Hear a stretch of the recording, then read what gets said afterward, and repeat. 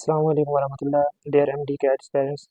हम स्टार्ट कर रहे हैं केमिस्ट्री के एमडी कैट सीरीज़। बहुत सारे बच्चे केमिस्ट्री को मुश्किल समझते हैं, तो हम उनके लिए ये सीरीज़ स्टार्ट कर रहे हैं जिसमें हम पास पेपर के जो एमसीक्यूज़ होंगे ना हम उनको न सिर्फ सॉल्व करेंगे, बल्कि उसके साथ साथ हम जो उससे रिलेटेड कॉन्सेप्ट्स होंगे, अब देखेंगे हम एक एमसीक्यू सॉल्व करेंगे, लेकिन उससे रिलेटेड बहुत सारे एमसीक्यूज़ भी आपके सॉल्व हो जाएंगे और आपके कॉन्सेप्ट क्लियर हो जाएंगे।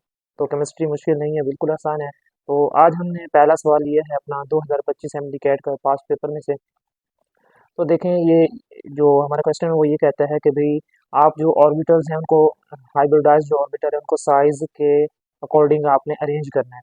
तो देखें, हमारे पास तीन तरह के ऑर्बिटल दिए हुए हैं। एक हमारे पास है होता है एस पी, दूसरा हमारा होता है एस पी टू और तीसरा होता है हमारा एस पी थ्री। तो देखें भाई, हम इनमें ना पहले कैलकुलेट कर लेते हैं कि भाई जो एस पी हाइब्रिडाइज ऑर्बिटल उसमें एस करेक्टर कितना है, पी करेक्टर कितना है, इस तरह एस पी टू में एस और पी करेक्टर कितना है।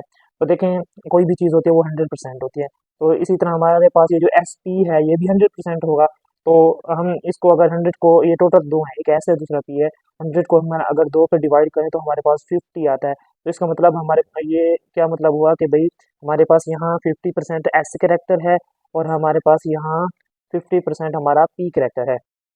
तो होप सो आपको समझ आ गया हो कि भाई यहाँ एस करेक्टर 50% है और हमारा पी करेक्टर भी यहाँ 50% है। देखें, एस पी टू है, एस पी टू में कितने ऑर्बिटल्स हैं, तीन है, तो इनको थ्री पे डिवाइड करेंगे तो ये 33.33 समथिंग आएगा। तो इसका मतलब ये हुआ कि हमारे पास यहाँ एस करेक्टर 33% है और पी करेक्टर भी 66% हो जाएगा। ठीक है, क्योंकि दो पी हैं तो 33 को दो से मल्टीप्लाई करेंगे तो 66 पॉइंट समथिंग हो जाएगा, 67 भी हो सकता है। नेक्स्ट देखते हैं हम एस पी थ्री। हमारे पास एस पी थ्री में चार ऑर्बिटल्स हैं, एक एस है, चार तीन पी है, तो हम 100 को चार पे डिवाइड करेंगे तो कितना आएगा हमारे पास, एस हमारे पास 25 आएगा। इसी तरह तीन पी हैं तो 25 को थ्री से मल्टीप्लाई करेंगे तो हमारे पास यहाँ जो पी करेक्टर होगा वो हमारा 75% हो जाएगा। या हमारे पास जो पी करेक्टर था वो, ये तो एस था 33%, पी करेक्टर हमारे पास यहाँ 67% हो जाएगा। तो आप होप से समझ आ गई होगी कि भाई एस और पी करेक्टर हम किस तरह कैलकुलेट करते हैं। तो अब आप ये समझें कि भाई ये जितना एस करेक्टर ऑर्बिटल में ज़्यादा होता है वो उतना ज़्यादा इलेक्ट्रोनेगेटिव होता है। अगर वो इलेक्ट्रोनेगेटिव ज़्यादा होगा तो ज़ाहिर बात है वो क्लोजर टू द न्यूक्लियस होगा। अगर न्यूक्लियस से क्लोजर है तो इसका मतलब वो ऑर्बिटल, उसका साइज स्मॉल होगा, वो ऑर्बिटल स्मॉलर होगा। और दूसरा हमने कहा कि भाई किसी चीज़ में जितना पी करेक्टर ज़्यादा होता है वो चीज़, उसका जो ऑर्बिटल होता है उतना लार्जर होता है। तो इसका मतलब हमने ये सीखा, अगर एस कैरेक्टर ज़्यादा हुआ तो जो ऑर्बिटल है उसका साइज स्मॉलर होगा, और अगर एस पी कैरेक्टर ज़्यादा होगा तो वो जो ऑर्बिटल है उसका साइज लार्जर होगा। तो अब आपने देखा कि भाई यहाँ जो सबसे ज़्यादा एस कैरेक्टर है वो एस पी में है। ठीक है, अगर इसमें एस कैरेक्टर ज़्यादा है तो इसका मतलब ये हुआ कि जो ऑर्बिटल होंगे वो क्लोजर टू द न्यूक्लियस होंगे, साइज स्मॉलर होगा।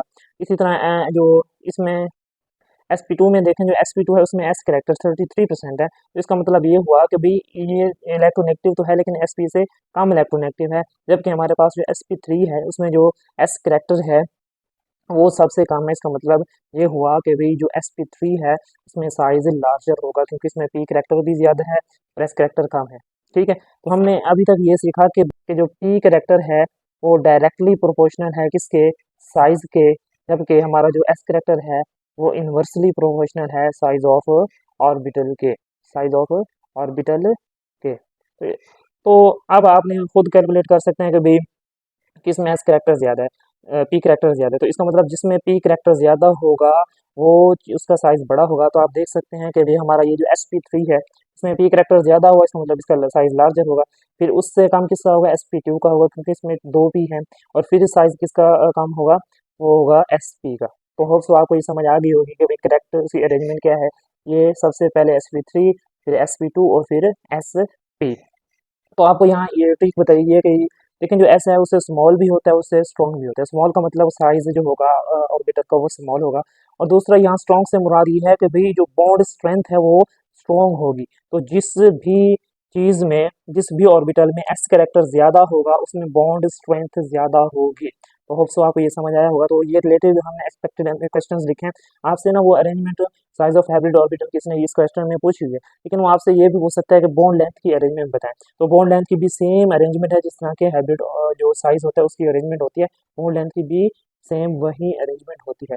जबकि जो बॉन्ड स्ट्रेंथ है उसकी जो अरेंजमेंट है वो उसके इन्वर्सली यानी उलट है कि भाई सबसे ज़्यादा जो स्ट्रेंथ होती है वो sp की होती है। क्यों? क्योंकि जो sp होता है उसमें s करैक्टर ज़्यादा होता है, और s करैक्टर ज़्यादा होने का मतलब इलेक्ट्रॉनेगेटिविटी ज़्यादा होगी और बॉन्डिंग स्ट्रॉन्ग होगी। तो इसलिए हमने यहाँ लिखा है s for small, s for strong, यानी स्ट्रॉन्ग से मतलब ये बॉन्ड स्ट्रेंथ यहाँ स्ट्रॉन्ग होगी। तो देखिए हमने एक क्वेश्चन सॉल्व किया, लेकिन उसके साथ साथ हमारे 3 क्वेश्चन सॉल्व हो गए हैं। अगर आपको समझ आया हो तो हमारे चैनल को ज़रूर सब्सक्राइब और लाइक कीजिएगा।